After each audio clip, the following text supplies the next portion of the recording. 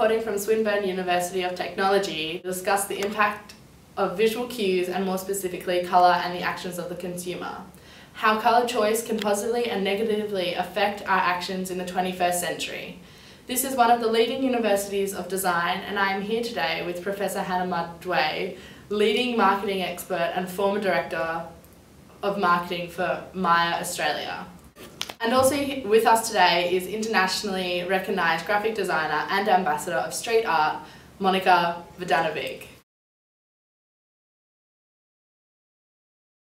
I love how the colour yellow, for example, immediately attracts the attention of a bystander, or when mixed with the contrasting colours of blues and purples, it can tell a different story.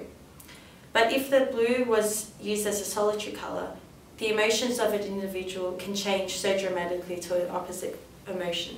These emotional connections to colour have been utilised in more practical ways through branding and advertising. As a former director, Hannah, what were some of the ways in which you put colour as an emotional benefit into practice? For example, when Maya was in sale mode over the Christmas period, we utilised the colour red. And this isn't just because of the obvious association with the kind of Christmas colour scheme, but also because it provides a sense of urgency. Just this year we've conducted some research and we found out that red provided the fastest reactions. Similarly, researcher Joe Halleck has found that 76% of people associate red with speed. And so although our research is based here in Melbourne, we found that the rules extend to most of the Western world with that colour association. So having this sense of urgency through the colour scheme, we are able to more effectively communicate our message of you need to buy this gift now because there's only 2 weeks left until Christmas. Ah, what a great insight to the mind of both designers and marketing strategies.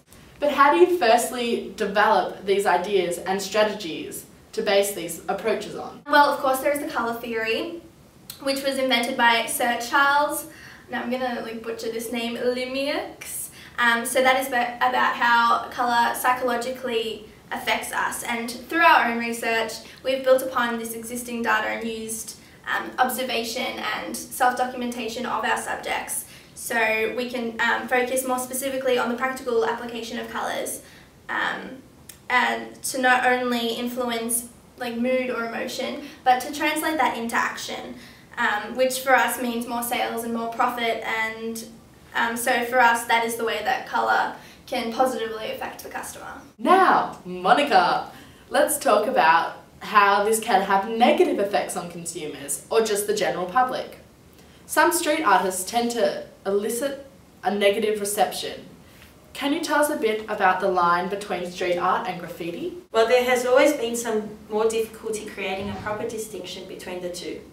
But we have actually taken to the streets and conducted some of our own research. And according to almost every person we have interviewed, one of the major factors that separates the art, that what we do as an eyesore to others, is colour.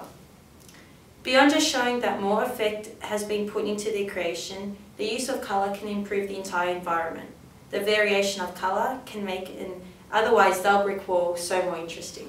That's why a lot of the graffiti behind a cause is most successful when colourful, because beyond all the psychology, it just looks better, and people want to associate with the idea more than something scribbled in some sketchy spray paint. As you can see, there are positive and negative effects within colour, and through the information gained today, we can conclude that colour is an important part of design.